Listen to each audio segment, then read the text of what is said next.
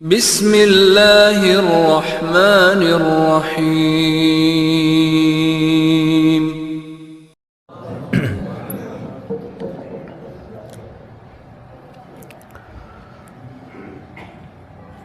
الحمدللہ رب العالمین والصلاة والسلام علی رسولہ محمد وعلی آلہ واصحابہ اجمعین، اما بعد فاعوذ باللہ من الشیطان الرجیم، بسم اللہ الرحمن الرحیم۔ لقد کان لکم فی رسول اللہ اسوۃ حسنہ، صدق اللہ العظیم۔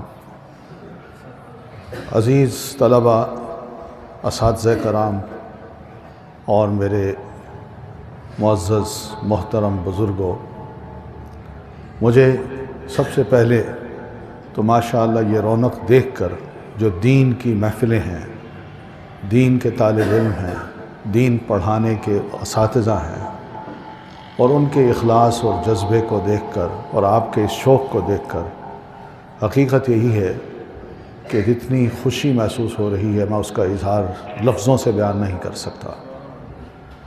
بس اتنا میں جانتا ہوں کہ آپ کا یہ شوق انشاءاللہ مستقبل کا ایک بہت بڑا عندیہ ہے کہ اللہ نے چاہا تو اس تھر کے صحرا میں جو روشنی آپ جلائیں گے، امید ہے کہ انشاءاللہ گاؤں گاؤں گوٹھ گوٹھ اور اس کے علاوہ چھوٹے چھوٹے یہاں جو گھر بنے ہوئے ہیں، ایک ایک گھر تک اس کی روشنی پہنچے گی انشاءاللہ۔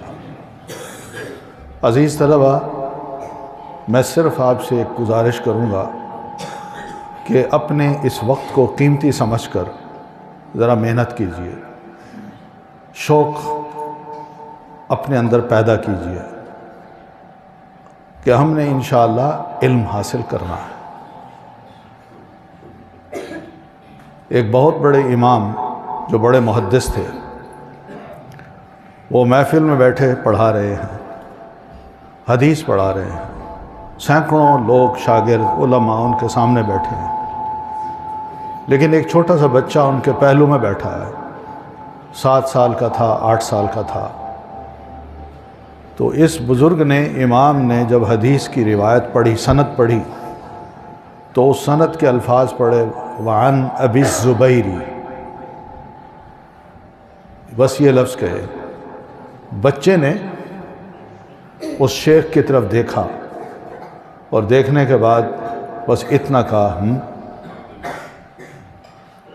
تو شیخ نے رک کے اپنی سند پڑھتے پڑھتے رک کے بچے کی طرف دیکھا اور حیرانی سے دیکھا کہ میں پڑھ رہا ہوں، یہ کہہ رہا ہوں،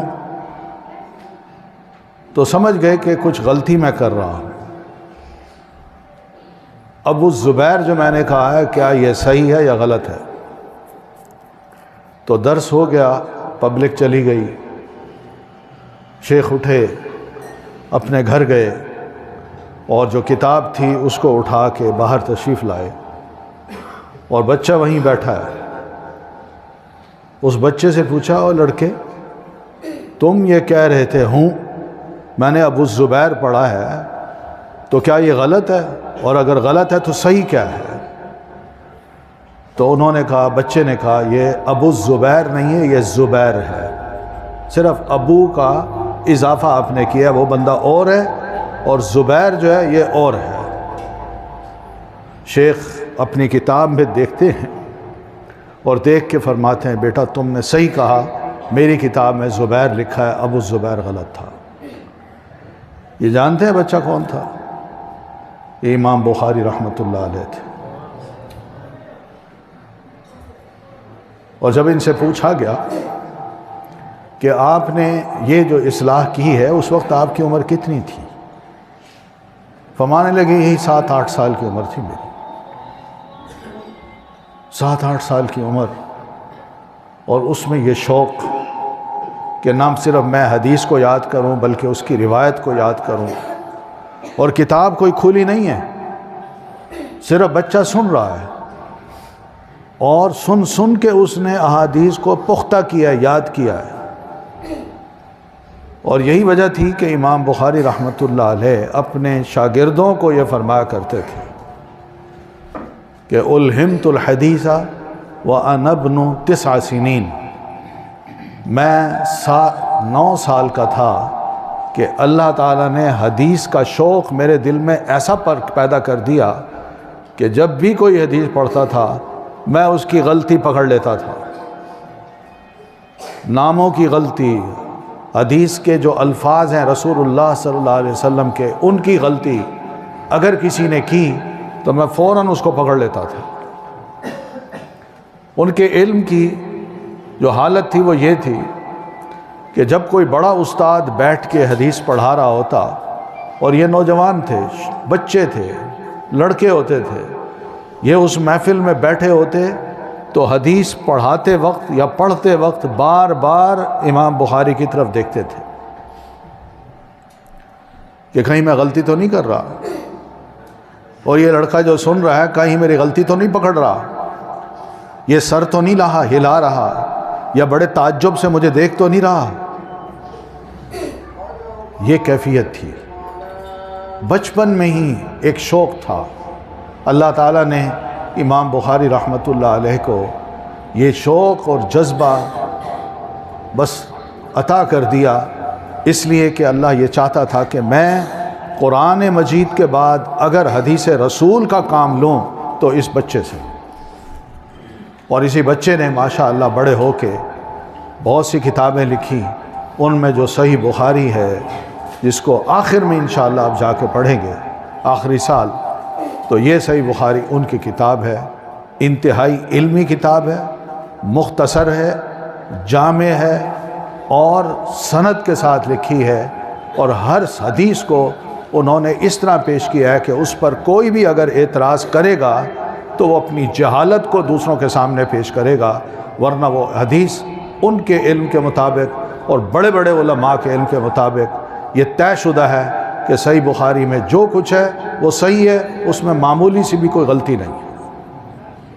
اس لیے علماء یہ کہتے ہیں اصح الکتب بعد کتاب اللہ الصحیح الجامع الصحیح للبخاری، اللہ کی کتاب کے بعد یعنی قرآن مجید کے بعد اگر مسلمانوں کے پاس کوئی صحیح ترین کتاب ہے جس پر اعتماد کیا جا سکتا ہے وہ امام بخاری رحمۃ اللہ علیہ کی صحیح بخاری ہے۔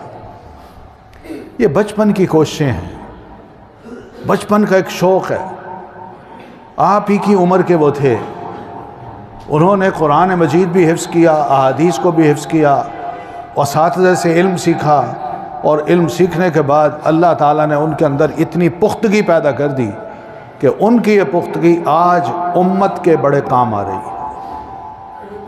آج امت کو رسول اللہ صلی اللہ علیہ وسلم سے متعارف کرانے کا بہترین ذریعہ ان کی یہ کتاب ہے، اور صحیح ترین کتاب ہے۔ یہ لوگ تھے، کس طرح محنت کرتے تھے، اور کس طرح انہوں نے اللہ سے دعائیں کر کر کے اپنے آپ کو اس مقام تک پہنچایا۔ ایک اور بچہ تھا، اصفہان میں رہتا تھا، ایران کا جو شہر ہے اصفہان، وہاں رہتا تھا، علماء کی صحبت میں بیٹھتا تھا، جہاں جہاں ان کے دروس ہوتے وہ کہیں بھی حدیث بیٹھ کے پڑھاتے تھے تو یہ بچہ وہاں جا کے ان سے سیکھتا تھا، پڑھتا تھا۔ یہ بات سنی ہوئی تھی کہ اس دور میں بڑے مبارک ہیں وہ لوگ جن کے پاس حدیث کی ایسی سند ہے جس کو سند عالی کہتے ہیں۔ سند عالی سے مراد کہ 4 صدی یا 5ویں صدی کے ہجری کے جو بندہ تھا اس کا اور اللہ کے رسول کے درمیان تقریباً 500 سال کا فرق ہے، اور اس 500 سال میں اگر ایک بندے کے پاس وہ سند ہو کہ صرف 4 یا 5 بیچ میں بندے ہوں اور وہ اللہ کے رسول تک پہنچ جائے تو اس کو کہتے ہیں سند عالی، یعنی 4 یا 5 بندے صرف 500 سال کے دوران۔ آپ دیکھیں ہم لوگ، یعنی میں اگر ہوں تو میں اپنی اوپر کی نسل کو دیکھوں تو 1900 جب سے شروع ہوا ہے اس وقت سے لے کر آج تک میں 5واں بندہ ہوں، 5ویں نسل کا، یعنی 100 سال میں 4 نسلیں گزر گئی. لیکن وہ سند ایسی ہوتی ہے کہ 500 سال گزرتے ہیں اور صرف 5 نسلیں گزرتی ہیں یا 4 نسلیں گزرتی ہیں. اور یہ جو سند ہوتی ہے کہ اللہ کے رسول کے قریب بندہ چلا جائے، اس دور میں آپ یوں سمجھ لیجئے کہ ایسی تھی جیسے آج کوئی آکسفورڈ یونیورسٹی میں جا کے پڑھے اور وہاں کی کوئی ڈگری لے کے یہاں واپس آئے. اور آکسفورڈ تو خیر بہت ہی پیچھے ہے، وہ اس دور کی میں بات کر رہا ہوں کہ اس دور میں ایسی سند کا بہت بڑا مقام ہوتا تھا کہ اس بندے کے پاس سند عالی ہے. آپ نے پڑھا ہوگا، طلبہ جانتے ہیں اس بات کو، کہ ایک سند ہے جس کو کہتے ہیں سلسلۃ الذہب، یعنی زنجیر کی کڑی. امام مالک رحمۃ اللہ علیہ، ان کے پاس یہ زنجیر کی کڑی تھی. یعنی ان کے اور اللہ کے رسول کے درمیان صرف 2 بندے تھے. اور امام مالک رحمۃ اللہ علیہ جب فوت ہوئے تو وہ سن تھا 179، 179، اس وقت وہ فوت ہوئے ہیں. اور اللہ کے رسول فوت ہوئے 11 ہجری کو. اب 11 سال نکال دیں تو 179 کے بعد 168 سال بنتے ہیں. 168 سال میں امام مالک اور اللہ کے رسول کے درمیان صرف 2 بندے ہیں، 2 شیخ ہیں. امام مالک امام نافع سے روایت کرتے ہیں اور امام نافع سیدنا عبداللہ ابن عمر رضی اللہ تعالی عنہما سے روایت کرتے ہیں. اور عبداللہ ابن عمر صحابی رسول ہیں، وہ رسول اللہ صلی اللہ علیہ وسلم کی حدیث بیان کرتے ہیں. تو ایسی سند موطا امام مالک میں ملتی ہے. اور امام بخاری کے پاس بھی ایسی اسانید ہیں جو 250 ہجری میں فوت ہوتے ہیں. اور امام بخاری رحمۃ اللہ علیہ کی صحیح بخاری میں 22 سندیں ایسی ہیں کہ امام بخاری اور اللہ کے رسول کے درمیان صرف 3 بندے ہیں. تو اس کو کہا جاتا ہے سند عالی. اس کی بڑی خواہش ہوتی تھی اس وقت کے بڑے بڑے علماء کو، کاش ہمارے پاس کوئی سند عالی ہو. امام بخاری رحمۃ اللہ علیہ کے استاد ہیں امام یحییٰ بن معین رحمہ اللہ. جب ان کا آخری وقت آیا تو ان کے شاگرد ان کی تیمارداری کے لیے جب گئے تو دیکھا کہ حالت تھوڑی سی قابو میں نہیں ہے، طبیعت زیادہ خراب ہو رہی ہے. تو کسی شاگرد نے ایک سوال کر دیا کہ ماذا تشتہی، کہ اس موقع پر آپ کے دل کی سب سے بڑی آرزو اور خواہش کیا ہے؟ تو فرمانے لگے میری خواہش یہی ہے کہ اسناد عال، بیت خال و اسناد عال. بس میرا گھر ہو، خالی ہو، کوئی بچوں کا شور نہ ہو، کتابیں ہوں، ان کے درمیان میں بیٹھا ہوں، پڑھتا رہوں. ایک خواہش میری یہ ہے. اور دوسری خواہش یہ ہے کہ مجھے اگر پتہ چل جائے کہ دنیا میں کوئی ایسا عالم ہے جس کے پاس اللہ کے رسول کی سند ایسی ہے کہ وہ رسول اللہ صلی اللہ علیہ وسلم کے بالکل قریب ہے، تو میں اس حالت میں بھی اس کے پاس جا کے سند لینا اور اس کا شاگرد بننا پسند کروں. تو میں اسی بچے کی بات کر رہا ہوں. اس بچے نے یہ سب باتیں سنی ہوئی تھیں. اب جہاں جہاں اس کو پتہ چلتا شیخ ہیں وہ چلا جاتا تھا. اصفہان میں اس کو کسی نے بتایا کہ بغداد ایک شہر ہے بڑے دور عراق کا، اس شہر میں ایک شیخ ہیں جن کی عمر 105 سال ہے اور ان کے پاس سند ہے جو سند عالی ہے. اب یہ سوچیں میں وہاں کیسے جاؤں؟ اگر میں اپنے گھر والوں سے کہتا ہوں میں جانا چاہتا ہوں تو گھر والے کہیں گے تم بچے ہو، دماغ صحیح ہے تمہارا، بیٹھو. اور اگر اکیلا جاتا ہوں تو میرے پاس پیسے نہیں، ابا نے پیسے نہیں دینے، تو کیا کروں؟ لیکن شوق تھا، ایسا شوق تھا کہ انہیں ایک پتہ چلا کہ ایک قافلہ ہے جو اصفہان سے جا رہا ہے بغداد. تو بس چپکے سے اس قافلے میں شامل ہو گئے. جو تن پہ کپڑے ہیں، چھوٹی عمر ہے، تن پہ کپڑے ہیں، نکل پڑے. نہ بھوک کی پرواہ، نہ گرمی کی پرواہ، نہ کپڑوں کی پرواہ. نہ اس بات کی پرواہ کہ میں آگے جا کے کس کے پاس رہوں گا، میرا تو کوئی جاننے والا ہی نہیں ہے۔ چل پڑے، چلتے گئے، بہرحال قافلے والے بچہ سمجھ کے اس کے ساتھ جو بھی ہو سکتا پیار محبت بھی کرتے اور اس کا خیال بھی کرتے تھے۔ قافلہ بغداد پہنچ گیا۔ بغداد پہنچنے کے بعد اس بچے نے مختلف جگہوں پہ جا کے، مساجد میں جا کے علماء سے پوچھا کہ یہ بتائیے ابن البطر ایک بہت بڑے شیخ ہیں، وہ کہاں رہتے ہیں؟ تو انہوں نے کہا وہ تو فلاں مسجد میں ہوتے ہیں، اس مسجد میں نماز پڑھتے ہیں۔ تو یہ بچہ پیدل چلتے ان کے پاس پہنچا، مسجد میں گیا تو نماز پڑھی۔ نماز کے بعد وہ نمازیوں میں پہچان نہیں سکا وہ شیخ کون ہے، جن کے بڑے کو کپڑے ہوں، جنہوں نے اپنی شکل کو ایسی بنا رکھی ہو جسے پتہ چلے کہ واقعی بڑے شیخ ہیں۔ تو کسی سے پوچھا وہ شیخ ابن البطر کہاں ہیں؟ کہتے وہ کونے میں جو بوڑھے بزرگ بیٹھے ہیں وہ ہیں، سوکھے سے۔ تو اس لڑکے نے آگے جا کے ان کو بڑے ادب سے سلام کیا، کھڑے کھڑے، چھوٹا سا قد تھا، بچے تھے، تو بزرگ بیٹھے ہوئے تھے۔ تو انہیں کہنے لگا کہ میں بغداد سے، اصفہان سے آیا ہوں، اور یہ کتاب ان کی اس نے لکھ کے، بچے نے لکھ کے اپنی اس آستین میں رکھی ہوئی تھی،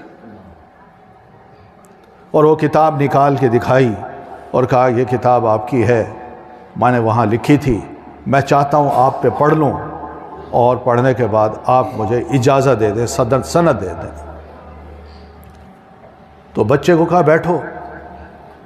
تو بچہ جب بیٹھا تو وہ گھٹنے بچھا کے نہیں بیٹھا، وہ اس طرح بیٹھا ہے جیسے پاؤں زمین پہ رکھ دیے، گھٹنے کھڑے کر دیے، اور پھر اپنے بٹکس کو زمین پہ رکھ دیا، یعنی پاؤں پہ بیٹھ کے اس نے اپنے گھٹنے کھڑے کر کے اس نے اپنے استاد کے سامنے کہا میں پڑھنا چاہتا ہوں۔ استاد نے دیکھا یہ بچہ آیا ہے اتنی دور سے، شوق حدیث کا ہے، اس کو تمیز ہی نہیں ہے اپنے استاد کے آگے بیٹھنے کی، کس طرح بیٹھا ہے؟ تو استاد نے کچھ نہیں کہا، غصے میں اتنے لفظ کہے کہ اقرأ یا ذا الکلب، او کتے کی طرح بیٹھنے والے پڑھو، یہ لفظ کہہ دیے۔ بچہ رو پڑا، اور پھر اس کے بعد اس نے پڑھنا شروع کیا۔ کتاب تھی جس کو کہتے ہیں مشیخہ البغدادیہ، یہ کتاب اب چھپ چکی ہے۔ اس میں بغداد کے جو بڑے بڑے شیوخ تھے، محدثین تھے، جو بغداد میں کسی زمانے میں آئے چلے گئے یا بغداد میں زندہ رہے اور پڑھاتے رہے، ان کی جو سند تھی وہ اس میں موجود تھی، اور اس شیخ نے ابن البطر نے وہ کتاب اکٹھی کی ہوئی تھی۔ تو انہوں نے کیا کیا؟ پڑھنا شروع کیا، پڑھا، اور ایسا پڑھا کہ اگر آپ اس کتاب کو دیکھیں اور صرف اس کو لکھنا چاہیں تو شاید آپ کا ایک دن لگے 10 صفحات کو لکھنے میں۔ لیکن بچے نے پڑھا، ایک مجلس ہو گئی، پھر اگلے دن دوسری مجلس، پھر اگلے دن تیسری مجلس، ویسے ہی بچہ آتا بیٹھتا پاؤں کے اوپر اور پڑھتا تھا۔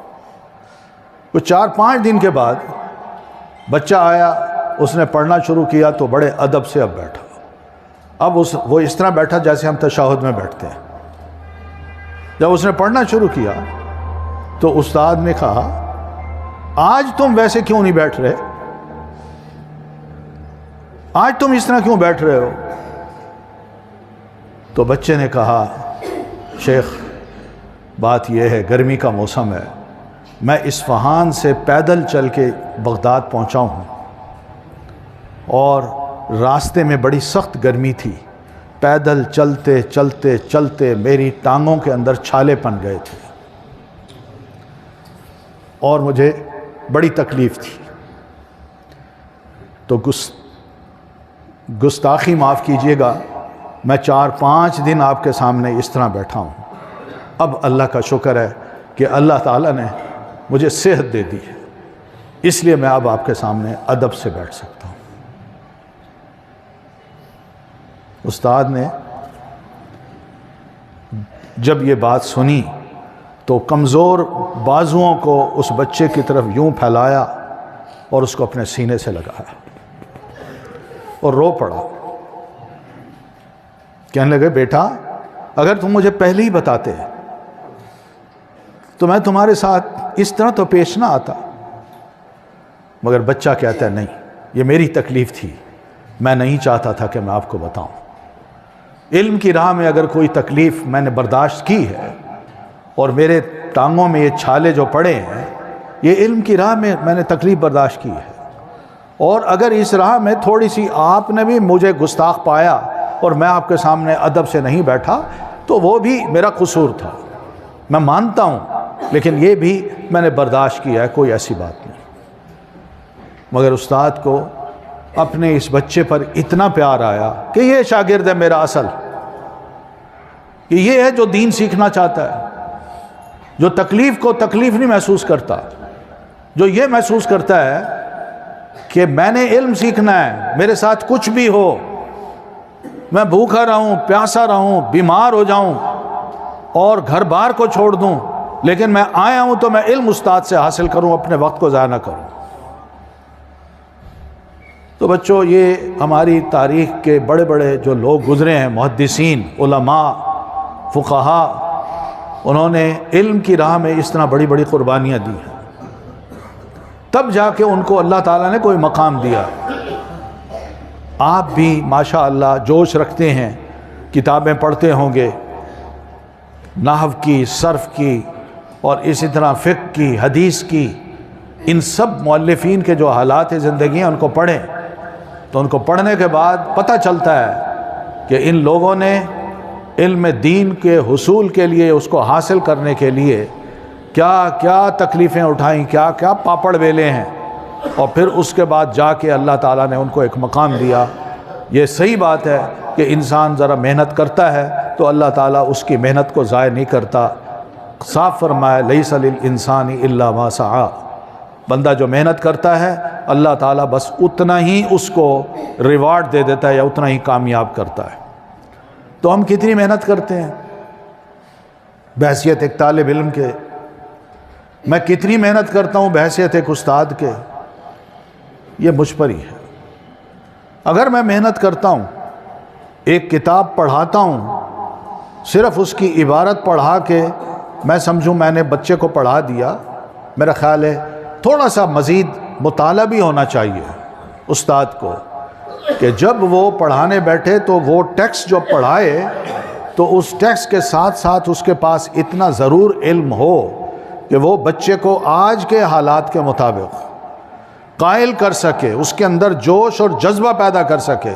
او بھائی یہ علم جو پڑھ رہے ہو یہ ایسا نہیں ہے کہ بس یہاں داخل ہو اور یہاں سے نکل جائے، نہیں، اس علم کو آج کے حالات میں ہم نے کس طرح سمجھنا ہے، کیسے آگے جانا ہے، اور کس طرح ہم اس کا مقابلہ کریں کہ یہ علم اس دور کا اور آج کا جو علم ہے آج کے دور کا، کون سا علم پختہ ہے، کون سا علم زیادہ پکا ہوا ہے، منجھا ہوا ہے، اور کس علم کو ہمیں حاصل کرنا چاہیے جس سے ہمیں فائدہ ہوتا ہے اور ہم دوسرے کو بھی فائدہ پہنچا سکتے ہیں. اور طلبہ کو بھی خوب محنت کرنی چاہیے.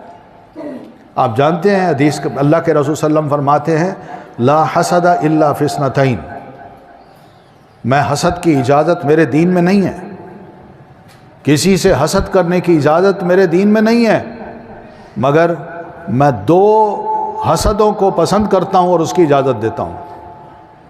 اور وہ کیا ہے کہ رجل آتاہ اللہ علما، کہ ایک بندے کو اللہ تعالیٰ نے علم دیا ہے اور دوسرا اس کے علم کو دیکھ کے اپنے دل میں یہ خواہش رکھتا ہے کہ میں اس کا مقابلہ کروں اور میں بھی کم از کم اتنا علم حاصل کر لوں کہ اتنا میں عالم بن جاؤں جتنا یہ ہے. اور دوسرا وہ جس کو اللہ نے مال دیا ہے اور وہ اللہ کی راہ میں خرچ کرتا چلا جاتا ہے، اور دوسرا مالدار سوچتا ہے یار یہ کما رہا ہے، یہ اجر حاصل کر رہا ہے، اللہ تعالیٰ سے ثواب کما رہا ہے، تو میں پیچھے کیوں رہوں، میں بھی اس سے زیادہ خرچ کرتا ہوں. تو یہ اتنا کچھ ہے. علم میں مقابلے بازی کوئی بری بات نہیں ہے. آپ علم حاصل کریں، آپ ایک دوسرے سے بڑھ کر سبق کو یاد کریں.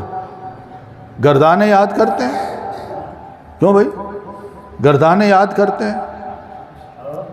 گردانے صرف اور نحو آپ پڑھتے ہوں گے، صرف اور نحو کو دیکھیں، اس میں جو گردانے ہیں اس میں ذرا تھوڑی سی محنت کریں تو ایک دوسرے سے بڑھ کے تیزی کے ساتھ وہ گردانیں یاد ہو جاتی ہیں۔ نحو میں بھی ذرا تھوڑی سی محنت کریں تو ایک چھوٹی سی عبارت کی جو تعلیل ہے اور اس کی تخریج ہے کہ یہ فعل ہے، یہ حرف ہے، یہ فعل، یہ مضاف مضاف الیہ ہے، یہ مفعول لہو ہے، یہ مفعول مفاعیل خمسہ میں سے فلاں فلاں مفعول ہے، تو اس طرح بندے کو ذرا پتہ چلتا ہے اور آہستہ آہستہ عربی عبارت کو پڑھنا وہ شروع کر دیتا ہے اور عربی عبارت کو بہترین طریقے سے سمجھتا ہے اور پھر معنی میں غلطی نہیں کرتا، سمجھنے میں غلطی نہیں کرتا۔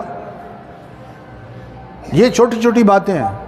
حفظ قرآن میں اگر آپ آگے بڑھ رہے ہیں تو حفظ بھی کیجئے۔ الحمدللہ آج بڑے اچھے اچھے طریقے ہمارے اساتذہ کے پاس ہیں کہ وہ اپنے علم کو یعنی قرآن مجید کو آپ سے کس طرح یاد کروائیں۔ انہیں پتہ ہے، تجربہ ہے، اس تجربے سے فائدہ اٹھائیں، پچھلا بھی یاد کریں، اگلا بھی یاد کریں، پھر دیکھیے تیزی کے ساتھ اور ٹارگٹ بنائیں، ہدف بنائیں کہ میں نے آج قرآن مجید شروع کیا ہے اور انشاءاللہ میں اس سال رمضان میں اگر شروع کیا ہے تو اگلے سال رمضان میں اس کو ختم کر دوں گا، حفظ کر دوں گا۔ اور یہ ارادہ کریں کہ اگلے سال کا رمضان ہے، اس میں میں نے تراویح پڑھانی ہے۔ وہ اس طرح کے ارادے کریں گے تو انشاءاللہ آپ کے اندر ایک جذبہ پیدا ہوگا اور آپ محنت کریں گے، ایک سال گزرتے دیر نہیں لگے گی، قرآن مجید یاد ہو جائے گا۔ تو یہ کوششیں تھوڑی بہت کیجئے، اللہ نے چاہا تو انشاءاللہ آپ نے قرآن مجید یاد کیا، طلبہ نے علم دین حاصل کر لیا، تو آپ کیا سمجھتے ہیں کہ یہ پڑھنے کے بعد خدا نہ خواستہ ہمارا مقام دنیا میں کم ہو جائے گا؟ ایسا نہیں ہوتا۔ اللہ کے رسول صلی اللہ علیہ وسلم کی بشارت ہے، آپ نے آپ کو یہ فرمایا ہے، ہم طلبہ کو یہ فرمایا ہے کہ ان اللہ یرفع بہذا الکتاب اقواما ویضع بہ آخرین۔ اللہ تعالیٰ اس کتاب کے ذریعے سے، یہ جو کتاب قرآن مجید ہے، جس کو حفظ بھی کیا جا رہا ہے، جس کا ترجمہ اور تفسیر بھی پڑھی جا رہی ہے، اور جس کی خاطر یہ سارے علوم عربیہ یاد کیے پڑھے جا رہے ہیں، کہ اگر مسلمان اس کتاب کے ساتھ اپنے آپ کو جوڑ لے اور اچھی طرح اس کتاب کو سمجھ لے تو اللہ تعالیٰ اس بندے کو اس کے مقام سے اٹھا کے کہیں بلند لے جا سکتا ہے۔ اور اگر کوئی مسلمان اس کتاب کو سمجھنے کے بعد چھوڑ دے، بھلا دے، اس پر عمل چھوڑ دے، تو پھر اللہ تعالیٰ ذلیل و خوار بھی کر کے رکھ دیتا ہے۔ تو اس لیے یہ چند ایک نصیحتیں ہیں جو میں اپنے آپ کو بھی اکثر و بیشتر کرتا رہتا ہوں، اور آپ سے بھی یہی کر رہا ہوں کہ آپ کا وقت بڑا قیمتی ہے۔ اس قیمتی وقت میں آپ اپنے لیے دعا بھی کیا کریں کہ اللہ مجھے توفیق دے کہ میں عالم بن جاؤں، میں حافظ بن جاؤں، اور جو پڑھوں اس کا سچا عمل کرنے والا بھی بن جاؤں، کھرا انسان بنوں۔ کیونکہ یہ چیزیں جو ہے نا آپ نہیں سمجھتے کہ انسان اگر اس نیک نیتی کے ساتھ آگے بڑھتا جائے تو اللہ کی رحمتیں اور برکتیں اس بندے کی زندگی میں شامل ہوتی ہیں، اور بندہ وہم و گمان ہی نہیں کر سکتا کہ میں کیا تھا، مجھے اللہ نے کیا بنا دیا، میرے پاس کچھ نہیں تھا، مجھے اللہ نے سب کچھ دے دیا۔ یہ ساری اس دین کی برکتیں ہیں۔ دنیا دارانہ ذہن نہ بنائے، اور نہ دنیا دار لوگوں سے، بڑے بڑے جو پیسے رکھتے ہیں ان سے مروب ہوں، اس لیے کہ یہ دولت ہے، ہاتھ کی میل ہے، آج ہے کل نہیں ہو سکتی۔ مگر علم جو ہے یہ آپ جتنا بھی خرچ کریں گے آپ کے علم میں اضافہ ہوتا جائے گا۔ دولت جتنی خرچ کریں گے وہ دولت کم ہوتی جائے گی۔ دولت مند کو یہ خدشہ ہوتا ہے کہ میری دولت کم ہو جائے گی اگر میں دوں، لیکن عالم کو یہ ڈر نہیں ہوتا کہ میں اپنا علم کسی کو دوں تو میرا علم کم ہوگا، بلکہ اس کا علم اضافہ ہو جاتا ہے۔ تو اس لیے کوشش کریں، محنت کریں۔ اللہ تعالیٰ نے آپ کو چنا ہے اس کام کے لیے، تو یہ وقت بڑا قیمتی ہے آپ کے لیے۔ اساتذہ کرام کے لیے بھی بڑا مبارک موقع ہے کہ وہ اپنے صلاحیتوں کو ان بچوں پر لگائیں، اور بچے بھی اپنی صلاحیتوں کو علم سیکھنے پر لگائیں۔ اس طرح اللہ نے چاہا تو انشاءاللہ آپ کے علم کا نور اور روشنی جہاں جہاں بھی تاریکی ہے، جہالت ہے، کفر ہے، شرک ہے، بدعت ہے، انشاءاللہ آپ کے اس علم سے وہ روشنی جب پھیلے گی تو ساری چیزیں ختم ہو جائیں گی اور بندے اللہ تعالیٰ سے اور اللہ کی کتاب اور سنت سے جڑ جائیں گے۔ میرا خیال ہے اتنا کافی ہے۔ میں تمام حضرات کا بھی شکر گزار ہوں، اور خاص طور پر محترم معتمم صاحب کا جو شیخ الجامعہ ہیں، ان کا بھی شکر گزار ہوں کہ میں آپ کے پاس آیا اور آپ نے ماشاءاللہ یہ ساری رونق دکھا کے میری تھکاوٹ دور کر دی۔ اللہ کا شکر ہے کہ میں بڑا خوش ہوں اس ماحول کو دیکھ کے اور اس منظر کو دیکھ کے جو مدرسے میں سجایا گیا ہے۔ میری دعا ہے کہ اللہ تعالیٰ اس مدرسے کو، اس جامعہ کو دن دگنی رات چگنی ترقی عطا فرمائے، اور جو اساتذہ ہیں اللہ تعالیٰ ان کو بھی صحت کاملہ عطا فرمائے، تاکہ وہ اپنی خوب محنت سے آپ بچوں کو تیار کر سکیں، جو آپ بچے ان کے لیے صدقہ جاریہ بنیں، اور پھر یہ بھی کہ علم دین کو پھیلانے میں آپ پوری تندہی سے اپنے آپ کو وقف کر دیں۔ جزاکم اللہ خیراً۔ السلام علیکم ورحمۃ اللہ وبرکاتہ۔